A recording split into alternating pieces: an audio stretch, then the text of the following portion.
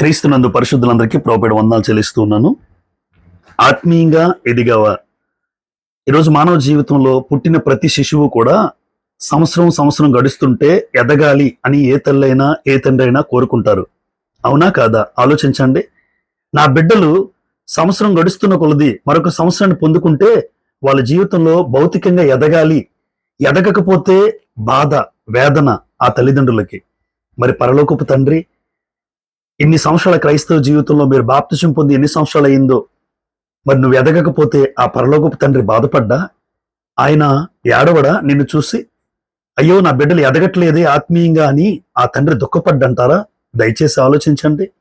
ఒక వ్యక్తి ఎదిగాడు అనడానికి సూచన ఏంటంటే, ఫిలిప్పీలకు రాసిన పత్రిక 2వ అధ్యాయం 5వ వచనంలో, క్రీస్తు యేసును కలిగిన మనస్సు మీరును కలిగి ఉండుడి. క్రీస్తు యేసును కలిగిన మనస్సు మీరు కలిగి ఉండండి. యేసు ప్రభు ఈ లోకానికి వచ్చి ప్రేమ, క్షమాపణ, సహనము ఈ 3 ప్రాముఖ్యమైన గుణాలండి.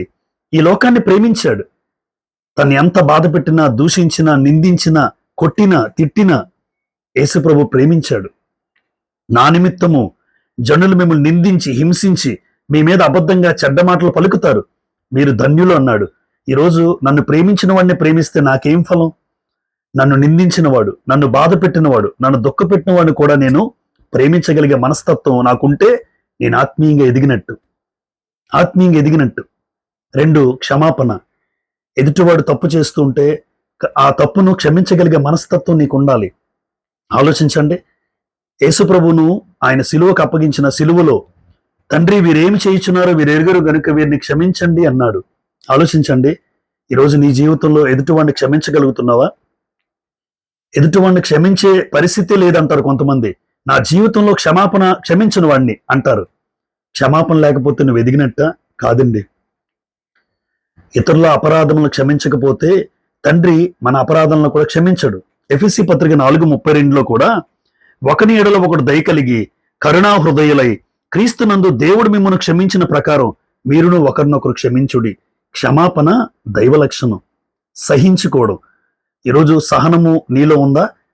యేసు ప్రభువు ఆయన దూషించిన వారిని, తన తిట్టిన వారిని కూడా ఆయన మనసు ఏంటంటే బదులు దూషింపలేదు. ఆయన బదులు దూషింపగా, శ్రమ పెట్టేవారిని కూడా బెదిరించగా, న్యాయముగా తీర్పు తీర్చి దేవునికి తను అప్పగించుకున్నాడు. అంతేగాని ఈరోజు ఎవరైనా మనల్ని దూషిస్తే నేను తిరిగి దూషిస్తున్నానంటే ఎదిగినట్ట చెప్పండి? ఎదగలేదండి. నేను ఇంకా ప్రేమించలేకపోవడం, క్షమించకపోలేకపోవడం, సహనం చూపించలేకపోవడం అంటే నేను ఇంకా ఎదగలేదు. ఎవరిలో అయితే ప్రేమ, క్షమాపణ, సహనం ఉంటాయో ఆ వ్యక్తి ఆత్మీయంగా ఎదిగినట్టండి.